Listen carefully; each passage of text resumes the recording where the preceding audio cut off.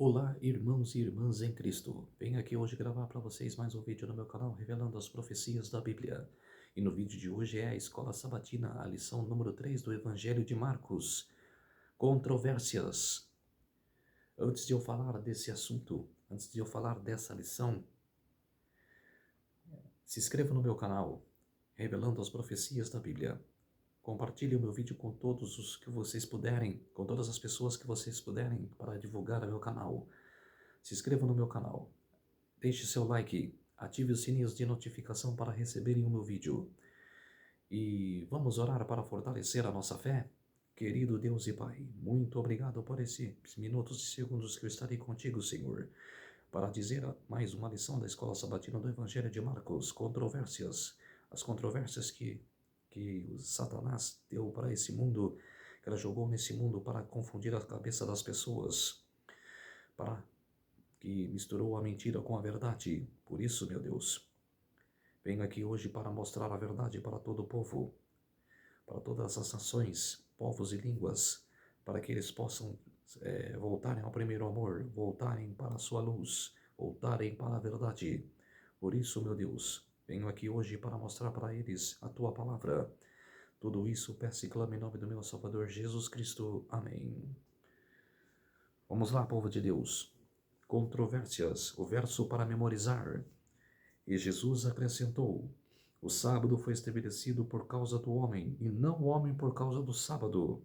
Assim o Filho do Homem é Senhor também do sábado. Isso está em Marcos capítulo 2, versículos 27 ao 28. Quer dizer, decretado.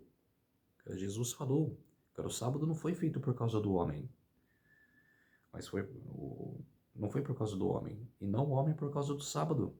Quer dizer, estabeleceu o dia para todos nós guardar. Estabeleceu-se o dia para todos nós guardar e estudar a sua palavra, que é jejuar. É difícil para você isso daí? É difícil? Não é. Para você, principalmente que guarda domingo.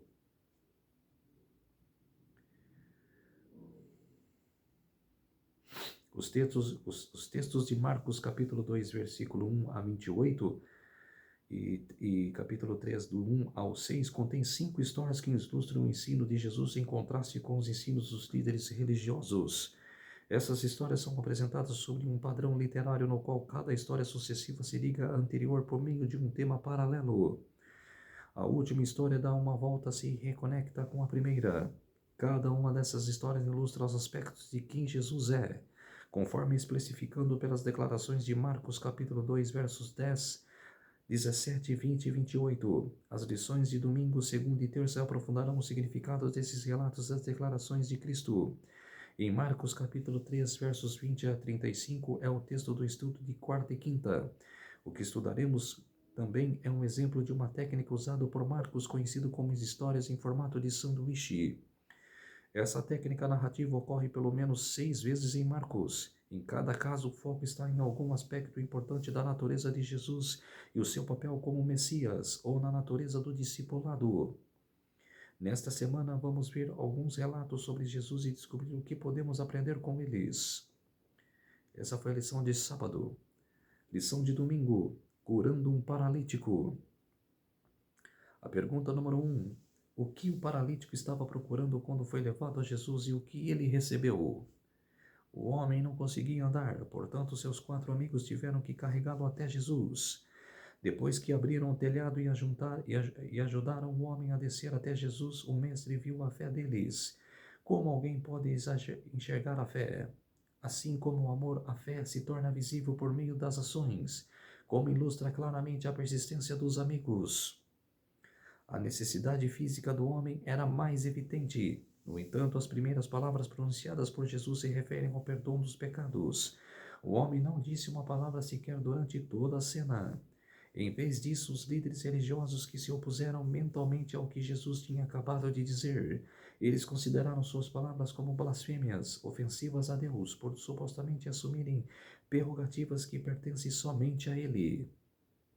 Jesus enfrentou os oponentes do próprio terreno deles, usando um estilo de argumentação que era bastante típico dos rabinos, conhecido como do menor para o maior. Uma coisa é dizer que os pecados de uma pessoa são perdoados, outra coisa é realmente fazer um paralítico andar. Se Jesus era capaz de fazer aquele homem andar pelo poder de Deus, então sua reivindicação de perdoar pecados estava confirmada. Quer dizer, cara, como um homem, como eu, todos os homens, mulheres desse mundo, podem fazer quando uma pessoa que tem deficiência, que é, por exemplo, de andar, um paralítico, a andar. Fala para mim, como um homem ou uma mulher tem esse poder? Se Jesus teve o poder de curar esse paralítico, porque ele é Deus. É o Filho de Deus, que também é Deus. A pergunta número 2. Como esse texto explica o que estava acontecendo entre Jesus e os líderes? Vamos ler Miqueias, capítulo 6 e os versos 6 a 8.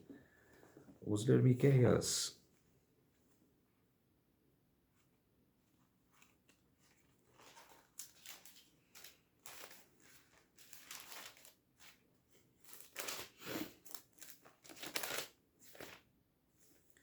Miqueias, capítulo 6 e os versos 6 a 8.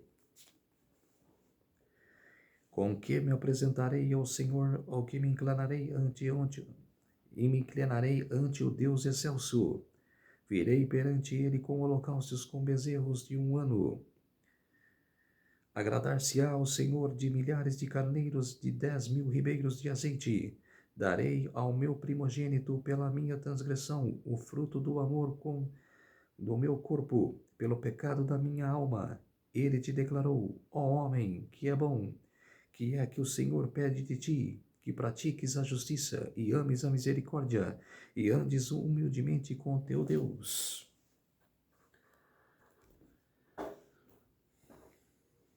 Quer dizer que quem andava realmente na verdade, o cara fazia as coisas certas, fazia os sacrifícios como era pedido, cara, não controversia, não fazia fraude, cara, nas orações e nem nos sacrifícios. Aqueles líderes tinham perdido de vista o que realmente importa: justiça, misericórdia e humildade. Estavam tão obcecados em defender a ideia que tinham de Deus, que ficaram cegos para a obra de Cristo que ocorria diante deles. Aqueles homens não mudaram sua percepção sobre Jesus, embora eles tivessem dado evidências de que veio de Deus. Jesus mostrou que era capaz de ler a mente deles, o que já não era pouca coisa, e curou o paralítico na presença deles de forma que não podiam negar. A pergunta no rodapé: como evitar a armadilha em que aqueles homens caíram? Ficar obcecados com as formas religiosas e perder de vista o que realmente importa. O que acontece hoje? Líderes de igrejas não enxergam um palmo à sua frente a verdade. Ficam cegos à mentira. Não enxergam a verdade. Hoje, ainda existem escribas e fariseus que não conseguem ver a palavra verdadeira. Ensinam a palavra errada.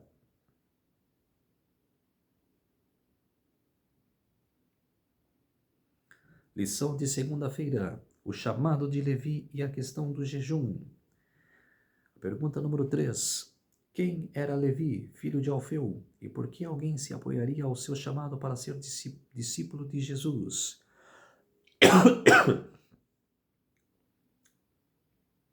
Na época de Jesus, os cobradores de impostos eram funcionários públicos que trabalhavam para um governo local ou para Roma. Eles eram impopulares entre os judeus que moravam na Judéia, porque cobravam mais do que o necessário e enriqueciam às custas dos seus compatriotas.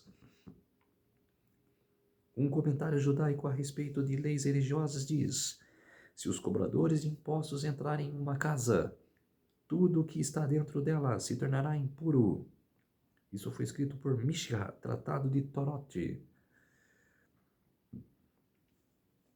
Portanto, não é de surpreender que os escribas tenham questionado com desaprovação, por que ele come e bebe com os publicanos e pecadores. Isso está em Marcos capítulo 2, versículo 16. Como Jesus respondeu à pergunta deles, ele não ignorou. Em vez disso, Jesus a interveio, indicando que não precisa que médicos são os quem precisa de médicos são os doentes, e não as pessoas saudáveis. Com isso, ele reivindicou o título de médico espiritual, aquele que cura a alma adoecida pelo pecado. Um médico não deveria, afinal, ir aonde estão os doentes? Está perguntando. Cara, hoje tem médicos que ignoram os doentes. Cara, que não querem atender os doentes. Exerce a profissão, mas não estão nem aí para os doentes. Se Jesus, que é Deus, ela não fazia isso, que ela sempre curava, que sempre atendia ao povo, por que vocês hoje, cara, não fazem isso? A fama subiu na cabeça? A fama de médico subiu a mente? Cara, vocês estão ignorantes? Cara, vocês são hipócritas? Em Marcos capítulo 2, versos 18 a 22, introduz um novo tema. É a história central dessas 5 histórias que tratam de controvérsias. Enquanto a sessão anterior incluía um banquete oferecido por Levi, a história seguinte gira em torno da questão do jejum. Algumas pessoas perguntaram por que os discípulos de Jesus não jejuavam, quando os discípulos de João Batista e os fariseus o faziam. Jesus respondeu com uma ilustração a uma parábola na qual compara sua presença a uma festa de casamento. Um casamento seria estranho se os convidados jejuassem. Jesus, no entanto, predisse um dia que o noivo seria tirado, uma referência à cruz. Então haveria bastante tempo para jejuar. Jesus usou 2 ilustrações que contrastam seu ensino com os dons líderes religiosos, com os dos líderes religiosos. Pano novo em roupa velha e vinho novo em odres, recipiente de couro velhos. Que modo interessante de contrastar o ensino de Cristo com os dos líderes. Os métodos daqueles mestres haviam se tornado bastante deturpados. Mesmo a verdadeira religião pode ser transformada em trevas se as pessoas não ficarem atentas. Com certeza, se você não se atentar à palavra de Deus, se você não se atentar à verdade, sua vida vai ficar em trevas. Vai ficar longe da luz verdadeira.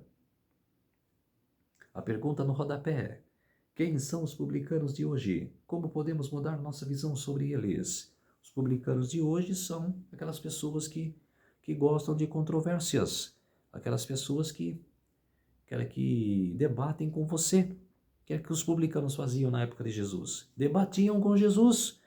Cara, debatiam com os discípulos. Que eles tinham a verdade, não os discípulos e nem Jesus. O que acontece nos dias de hoje? Você fala a verdade e eles debatem com você.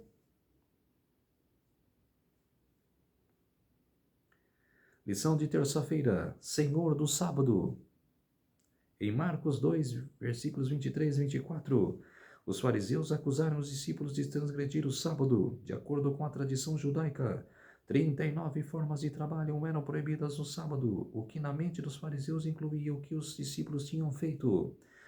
A pergunta número 4, como Jesus contestou a acusação feita pelos fariseus? Jesus respondeu com um relato em que Davi comeu os pães sagrados. 1 Samuel capítulo 21, versos 1 a 6. Os pães da proposição eram retirados no dia de sábado, então a jornada de Davi pode muito bem ter sido uma fuga de emergência ocorrida nesse dia. Jesus argumentou que se Davi e seus homens estavam justificados em se alimentar desses pães, então seus discípulos estavam justificados em colher espigas e se alimentar delas. Davi estava fugindo de Saul nessa época.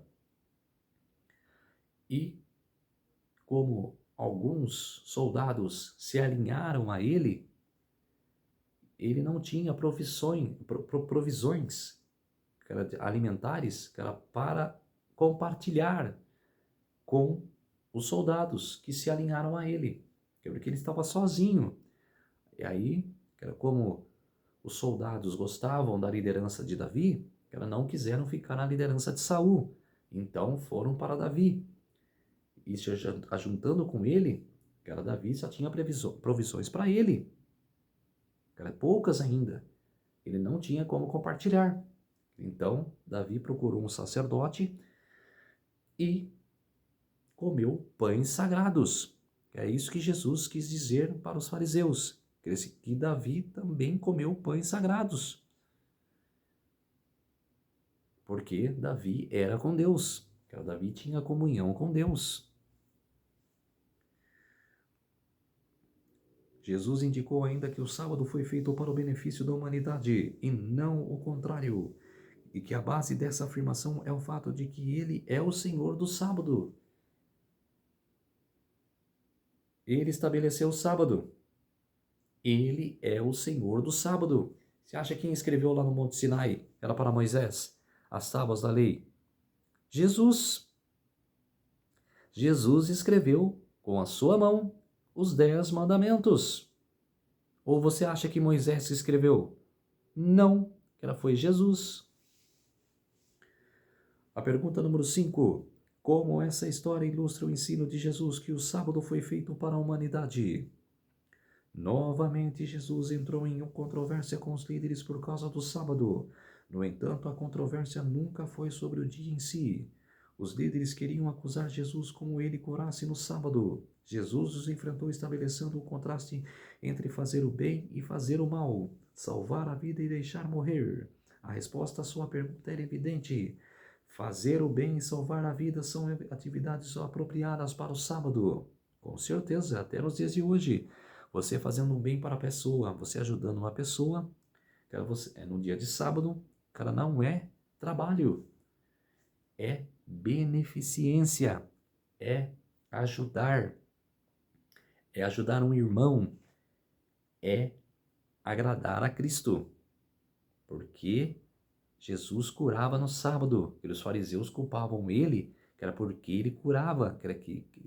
Os fariseus imaginavam que curar era trabalho. Ele não é trabalho. Era ajudar os deficientes. Ajudar uma pessoa deficiente. Jesus então curou o homem, o que irritou seus oponentes, que imediatamente começaram a planejar sua morte. A ironia da história é que aqueles que procuravam acusar Jesus de violar os sábados estavam violando este mandamento ao tramar a sua morte naquele mesmo dia. Quer dizer, cegos, estavam cegos de ódio, cegos de mentira, além, o dia que eles guardavam, eles estavam planejando matar o Senhor do sábado. Estavam quebrando este mandamento. A pergunta no rodapé. Que princípios sobre a observância dos sábados vemos nesses relatos? Eles nos ajudam a lidar com os desafios que enfrentamos hoje para guardar este mandamento? Com certeza. Temos que lidar com as controvérsias. Temos que lidar com as pessoas que falam que não é para guardar o sábado, que é para guardar o domingo. A gente não pode se irritar. A gente tem que ajudar aquela pessoa a mudar o seu conceito. Temos que tirar essa controvérsia do mundo.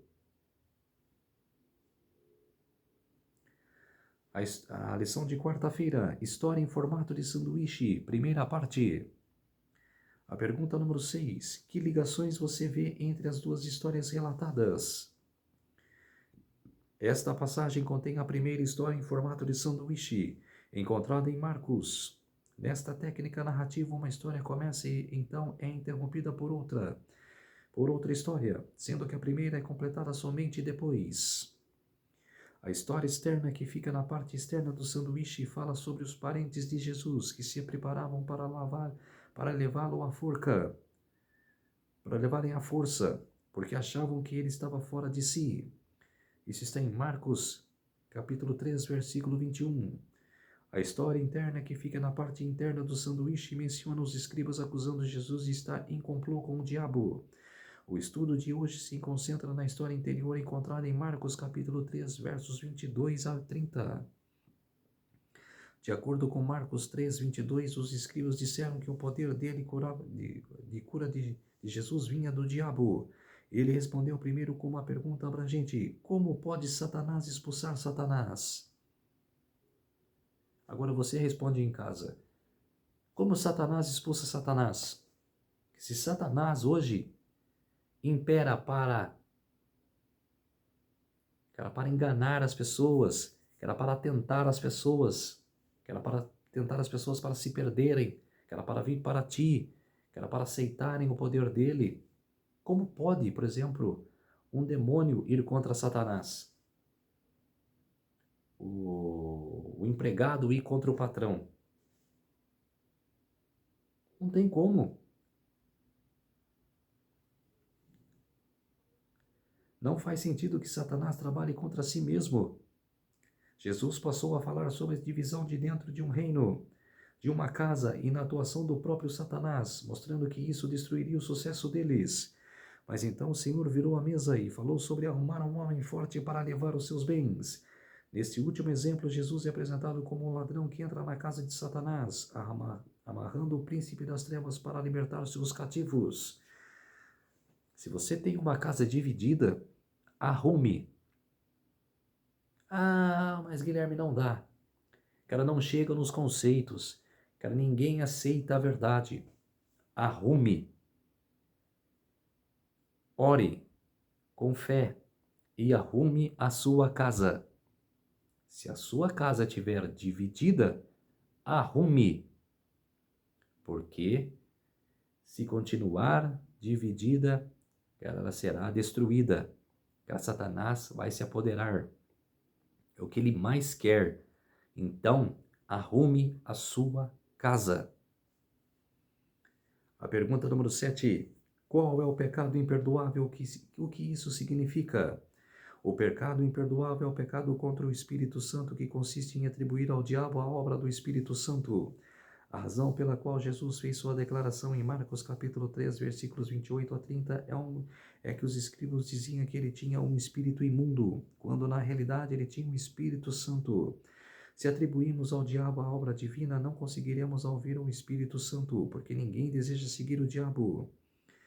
A pergunta no rodapé: por que o receio que tenha cometido o pecado imperdoável?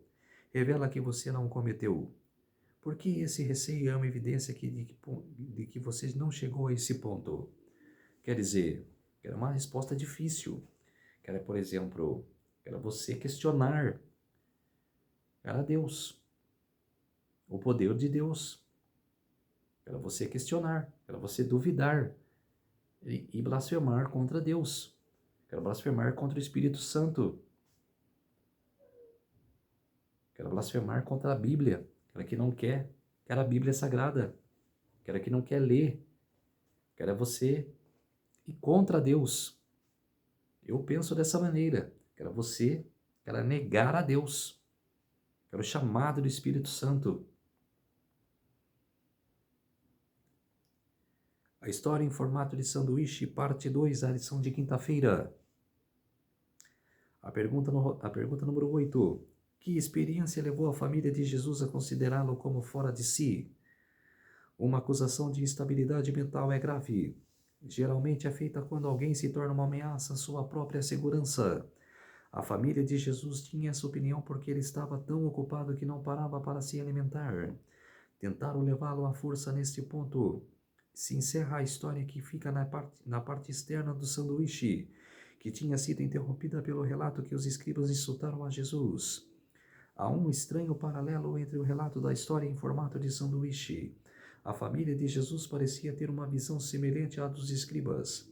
A família dizia que ele estava fora de si, enquanto os escribas diziam que ele estava aliado ao diabo. A pergunta número 9.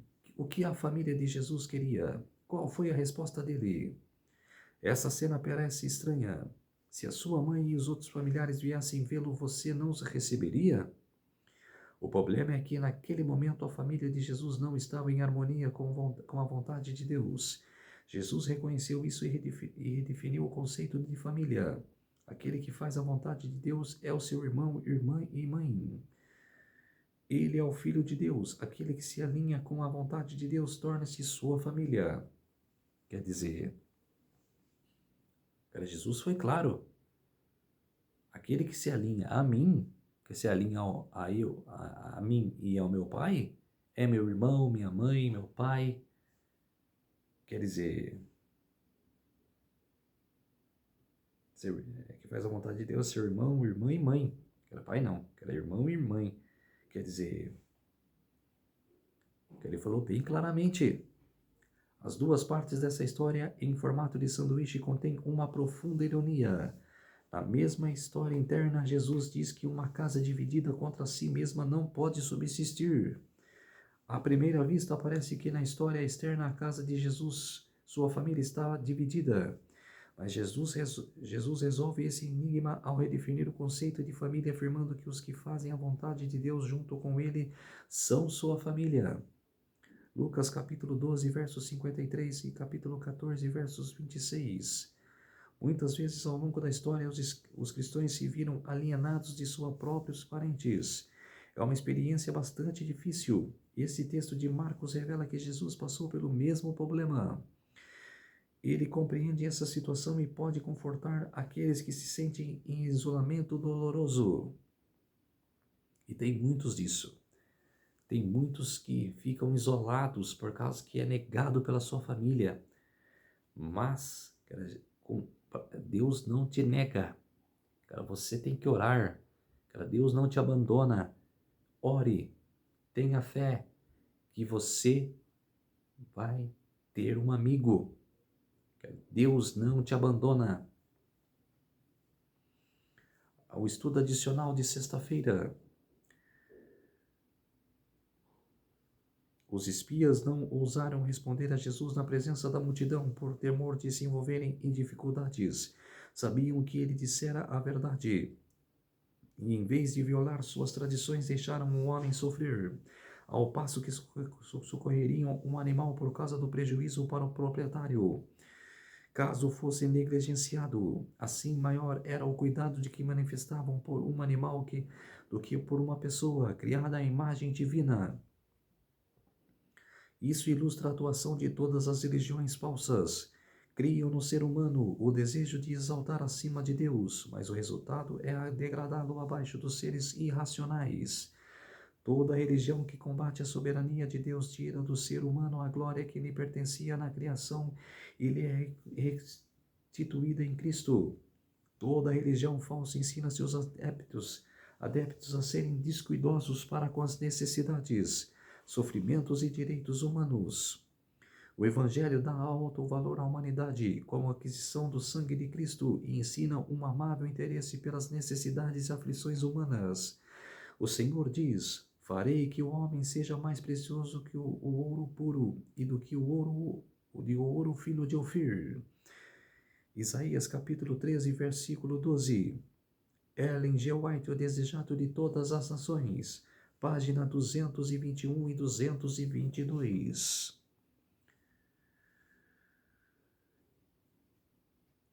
Então, povo de Deus, essa foi a lição número 3, controvérsias.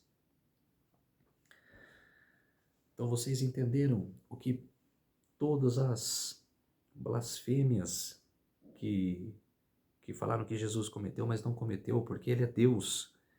Os escribas cometeram blasfêmias, cometeram heresias contra Jesus. De curar não é trabalho. De curar é ajudar aquela pessoa. Ainda Jesus falou ainda numa passagem: se o teu boi cair num buraco, você não irá salvar? Porque é sábado? Você vai perder o seu lucro? Aí ninguém respondeu. Por quê? O que ele veio falar? Não vou levantar. Não vou perder. Não vou desrespeitar o dia de sábado. Não, porque lembrou-se do lucro. Lembrou-se do ganho. lembrou que tinha que tirar o boi do buraco e violou a lei. Ele violou o dia de sábado, porque pensou no custo, ele pensou no lucro. É isso que Jesus quis dizer para os fariseus. Ele já sabia, ele lia a mentes das pessoas.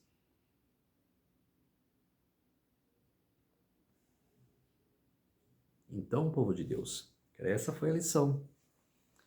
Era controvérsias contra Jesus, mas Jesus levava ao pé da letra. Jesus sabia que ia ter controvérsias contra ele, mas era soube lidar. Então a gente tem que saber lidar com as controvérsias, que as pessoas que é contra a gente. Então, povo de Deus, vamos orar para fortalecer a nossa fé. Querido Deus e Pai, muito obrigado nesses minutos e segundos que o Senhor esteve comigo, fez de mim o seu servo, para que eu possa mostrar a verdade, que os fariseus da época foram controversas contra o Senhor, mas o Senhor soube lidar, Senhor. O Senhor mostrou para eles a verdade. E por isso mesmo, a lição de hoje mostra que a gente também tem que mostrar, Senhor, tem que mostrar que a verdade impera contra a mentira, que a gente tem que lidar com as controvérsias. Por isso, meu Deus, muito obrigado por esses minutos e segundos que o Senhor esteve comigo, meu Deus.